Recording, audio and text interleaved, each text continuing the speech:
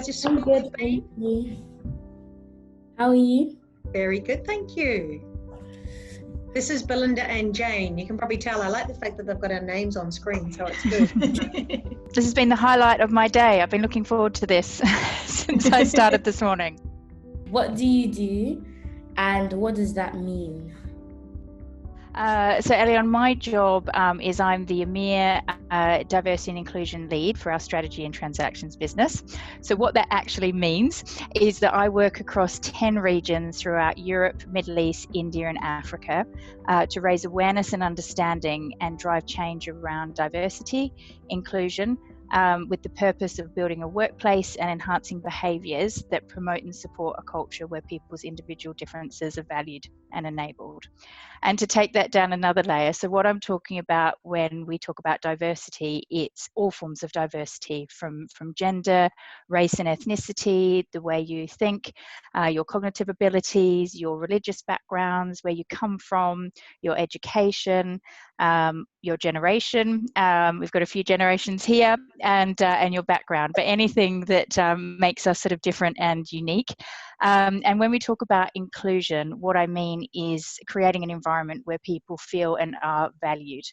And there's a great quote that I know that Julie's a fan of and that we've used several times that can kind of help us explain sort of the difference, which is that diversity is having a seat at the table, inclusion is having a voice, and belonging is having that voice be heard.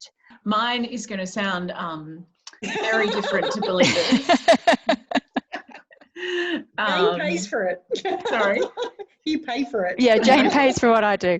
I don't know. So my title, I don't really know. I don't have a very clear title. I guess the best title I would say is I'm the Director of Strategy and Corporate Development for the EY Strategy and Transactions business. And so I am part of, what does that mean? Because that's a lot of big words that don't mean too much. I sit in our global headquarters and work with the all of the, gosh, I don't even know how many, the 20,000, Julie? 20,000 partners and staff in the strategy and transactions business around the world. Looking and working with the senior leadership team to look for what is going on in the world, what is going on with our clients, what is going on with our competitors, and how can we respond to those different themes. So, and looking at ways that we can tap into opportunity from what's going on in the world. So where can we see some opportunity for growth? Where do we see where we might face some risks? And then really probably the funner part of it all, or the funnest part of it all, is then going in and when you're identifying an opportunity, looking at other firms that might want to come and join EY. So talking to other companies and understanding their business, learning about what they do, what they can teach us, how we could do something better if we were joined up and worked together. And sometimes that works and we decide to do a deal or have an acquisition or a transaction where they come and become part of the EY family. Sometimes we just decide it's better if we go our separate ways, which is fine as well. So that part is really fun in terms of looking at what other businesses are out there and how it might be complementary to bring them together. Knowing what you know now, what advice would you give to your younger self? Right. Well, firstly, thank you for asking this question, because it's really provided me with an opportunity to really reflect on a couple of life lessons I have learned along the way. And believe me, there's been many. So one of the first ones, which I've already mentioned, is ask questions, and don't be afraid of asking questions, and treat every day as a learning day. And what I mean by this is, be really interested in what's around you, as you'll learn so much more about people, the world, how it works, and where you fit by listening and learning from others. One of my greatest wishes is to have spent more time listening and learning from people like my grandparents who aren't around anymore, and other people who are around me. So given this, I kind of apply this principle to my daily life now, and absolutely making it an intention to ask questions, to be interested, and to learn from others and their experiences. And another thing that I really think is important is, for me, when I look back, is to stop being your worst critic, and instead be your biggest advocate and supporter.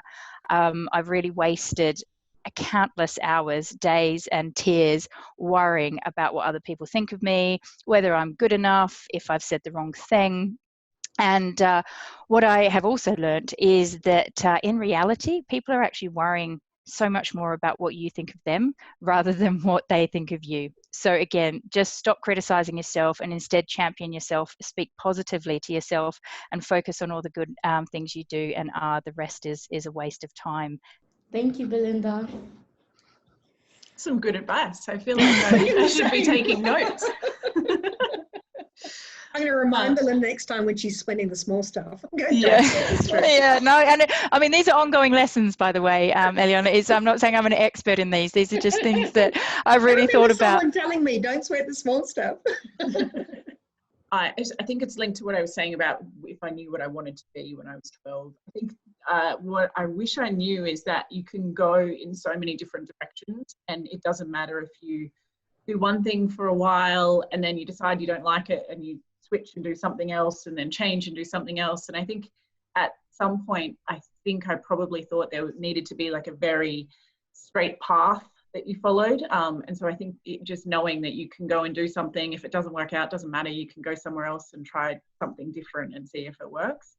So that's one. And the other one that I would add is, I think there was probably some times where I made decisions based on what my friends were doing and what everyone around me was like the popular thing to do.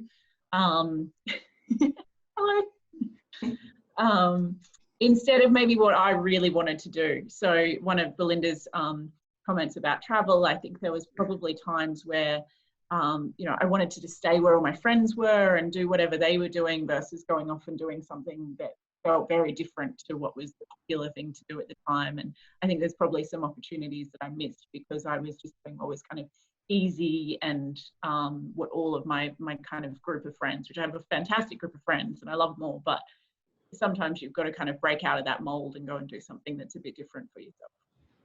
So they would be my two. Thank you very much, Jane. What do you enjoy doing in your spare time, like when you're not working? Julie will probably laugh at me. I have lived in London for a while now, and the whole time I've lived here, up until the last 2 years, I have basically never really cooked for myself. And then I have started to make an effort in the last couple of years to really learn to cook. And cooking for people that I love and friends and having people over, and it a lot of the time doesn't always work out as I planned, but I do enjoy kind of the challenge and learning new recipes and the fun of having people around to enjoy it. Thank you.